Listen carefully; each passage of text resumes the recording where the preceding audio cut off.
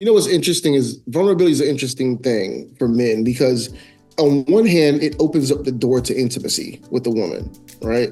But on the other hand, it's the most weakest place you'll ever be with a woman.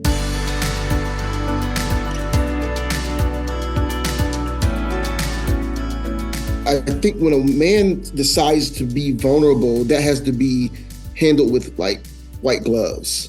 It has to be handled with care. And it can never be something used that's weaponized, right? I think what happens is when we become vulnerable, we kind of touch that stove that we've been told not to touch our whole life.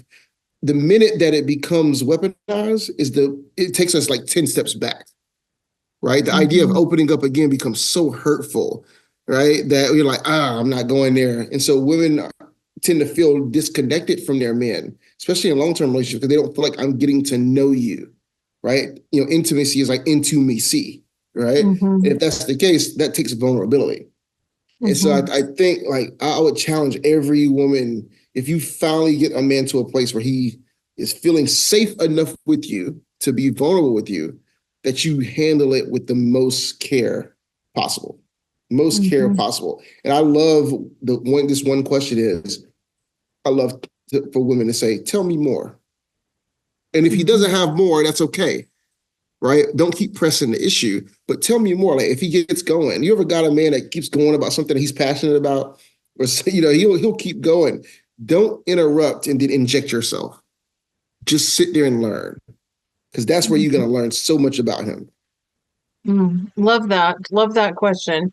Tell me more. Another thing I've learned in talking with men and also in my own relationship is we also, as women, have to allow the space and time for a man to process and to share more. So what I find sometimes we do as women is we'll ask a man a question and he's thinking about it.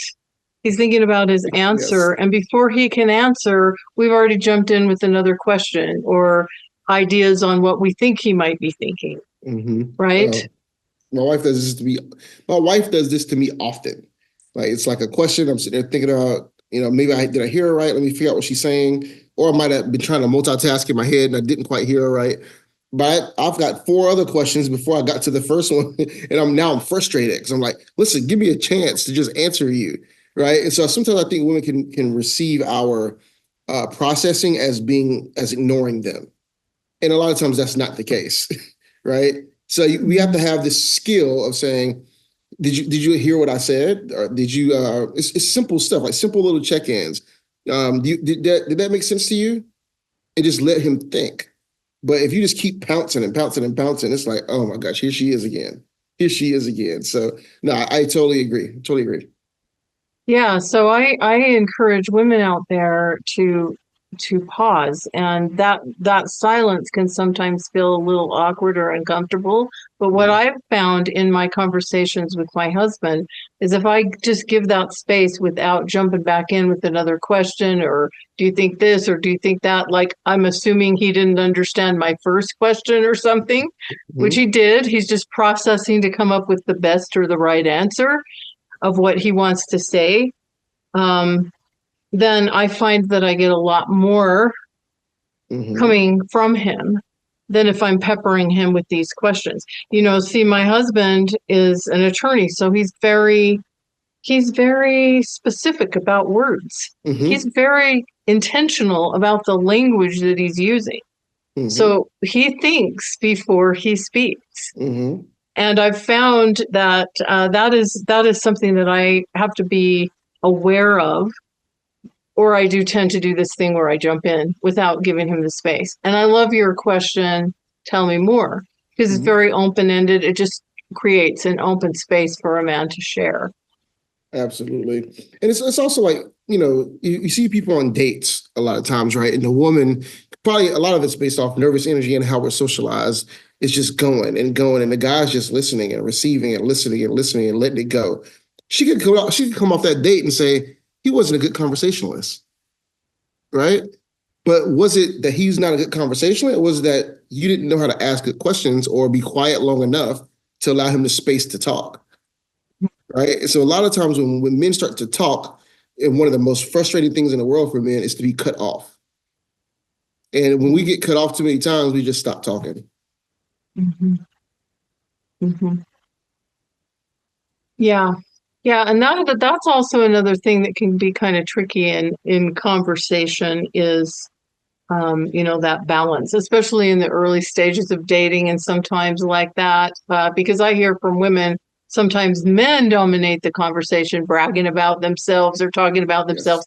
Maybe they're nervous, maybe they're trying to impress the woman, and they're Performative. not necessarily asking the woman anything about themselves. But it Yeah. can also go in the other direction where a woman is talk, talk, talk, talk, talk, talk, talk. Maybe she's nervous, or maybe she's not asking, giving him much of an opportunity, or maybe she's jumping back in. I think so often in conversations, we're so busy thinking about the next thing we want to say, Mm-hmm. we're not really listening and paying attention. We're not present. That's why I love like these like conversation type cards, right? So if you have those types of things that influence conversation, it makes it a space for both people to talk and have an opinion about something. But if you're going to go on a date or even with your mate, have 5 to 10 questions already in your head that are open-ended questions that you want to ask or get out, because that is the art of creating conversation. Most people just show up. Then what happens? You get the same questions over and over and over again. Where you from? What you do? What's your favorite color? All that stuff. But Mm-hmm. realistically, you want to let somebody walk away from a date feeling really good. Ask some intriguing questions. To me, it shows a level of intellect. Number one, it shows a level of interest. It shows that you put a little effort into the date as well. Right? You didn't just show up thinking that all you had to do was just be there and exist. Right? So that's just another tip there for people: is do some research before you go. Learn some stuff about the person that you're talking to, and then have some planned questions on both sides, men and women. That's where you're going to find a better connection. Yeah. Yeah, I think that's a really great suggestion. And I always recommend that with my clients, that they have some fun, interesting, open-ended kinds of questions that they can come to a date with that are likely going to lead to some interesting conversation, even if they're not a love connection, right? Mm-hmm.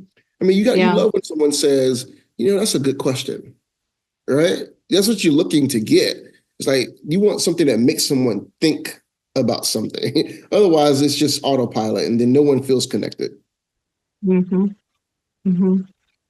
Yeah, so I want to ask you one more question about dating. Then I want to ask you a little bit about your own relationship Mm-hmm. and how you decided to choose the woman that you're now with, and some of the things you've learned in your marriage about relationships. But before we dive into that, the last question I want to ask you about dating is a question that women ask me all the time, and Mm-hmm. seems to be one of those not so happy dating trends, and that's about ghosting.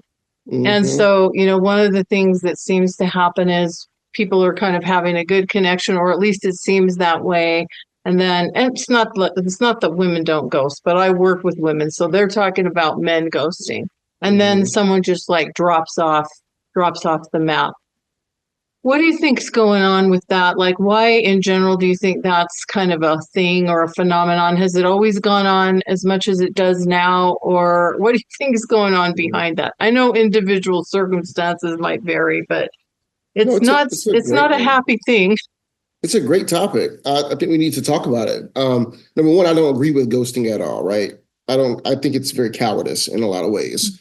Mhm. But I do understand why some people would do it, right? For Mm, me, the reasons that come to mind: number one, they're involved with someone else, right? And it's easier if I didn't get immediately what I wanted from you, then it's easier for me to just drop off than it is for me to try to have a conversation about it, because I don't have the time or space to really pursue you the way in which I thought I could. That's one. Number two, they just weren't that interested. And if they just weren't that interested, it's hard as a man to be the bad guy, to realistically have a conversation and say, hey, I just don't, I don't think this is going to go anywhere. I'm not really that interested. I'm not that attracted. That's a hard conversation to have as a man, because you don't want to hurt her feelings, right? And you also don't want to open up the door for her to ask you 1,000 questions about why. Like, why or right. You why don't not? want the interrogation. That's coming, and you're like, I'd rather just fall off the map a little bit. I think that's part of it. Some people are just scared of confrontation. They feel like this could be a confrontational thing if we have this conversation. right? So I think that's a part of it as well. But the other part of it is there's so many options right now. Like you heard of FOMO, like fear of missing out.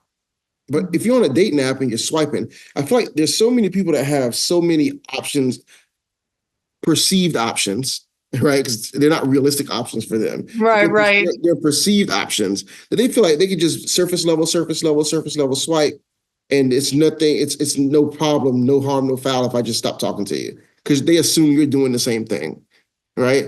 I do think if you've only talked to somebody a couple times and you don't talk to them again, that doesn't mean, if you don't talk to them again, that's fine. But when you've invested in someone, you've been on dates, you've talked on the phone, you've got to know each other, they've invested time and energy and effort into you, I think you deserve for it to be a mutual kind of discussion about this, right? Otherwise, it's very hurtful for both parties. It is hurtful. For men and for women. When men get ghosted, their feelings are hurt. They just act like they aren't. And for women, they're left feeling rejected and hurt, and there's no like closure around it. So that's what I think it's going on. Right. And that's the word I always hear from women. I just want some closure. Mm-hmm. And, again, I talked to my husband about this one day, and he said, well, you have closure. It's just not the closure you wanted. The decision has been made. Right. And I thought, well, yeah, that's true. That's one way to look at it. You do have closure. It's just not the closure you wanted. But I also do understand that it's awkward or that it's tricky, no matter which side of that equation you're on. It's tricky to have to tell someone you're not really that interested or you don't think it's going to go forward. And yes, people want to know the reasons why, and you don't want to get into all of that. So I do think that's tricky. And I do think you're right. I think we live in this world of perceived options, of so many different options. I mean, like you said, any person can be looking online and see all these attractive people. They're not necessarily going to be the ones that are interested in you, but there can be a perception, oh, wow, there's all these women out there, or there's all these men out there that I could be with potentially. And I do think that's a factor. I wonder if there's an easy way, or an easier way to break the news to this. Like, what would be your suggestion or your protocol for a woman or a man if they need to say, I just don't think this is going to move forward, but I wish you the best. I think it's that simple though, right? It's I just don't think we're aligned. Right, because alignment is important. Alignment could be looks, it could be values, it could be seasons of life, whatever. I just don't think we're aligned at this point, and I just don't see this moving anywhere. So thank you so much for the time that we spent together, but I won't be moving forward. I'm going to remove myself from the situation. Simple. Now that sounds simple coming from me, right? But it's hard because it's emotional. You know what I mean? So it is. It's simple. It's simple in terms of the language. It's hard in terms of doing it and also hearing it. But I also do think that does allow someone the ability to move on and not like be haunted or wondered. I also think that it's important not to give all kinds of reasons. Well, I noticed you're, bad breath or whatever, because I think when we start giving the quote unquote reasons other than, I just don't think we have that indescribable something or that kind of connection that is going to support a long-term relationship. When we start giving reasons, then people are either going to be really offended, try to talk us out of it, or, try to convince us otherwise that we're wrong about whatever we perceive. They'll get defensive. Or insult us, right? That's another part of it. Yeah, or insult. Some very immature men will get very defensive and feelings hurt, and they start saying mean things, right? The same thing, I've seen women do it too. So everybody does. We say we're adults, but everybody's not mature, right? Especially emotionally mature. So you have to work on the assumption that I am removing myself. You aren't ruining something, right? I'm just removing myself from the situation.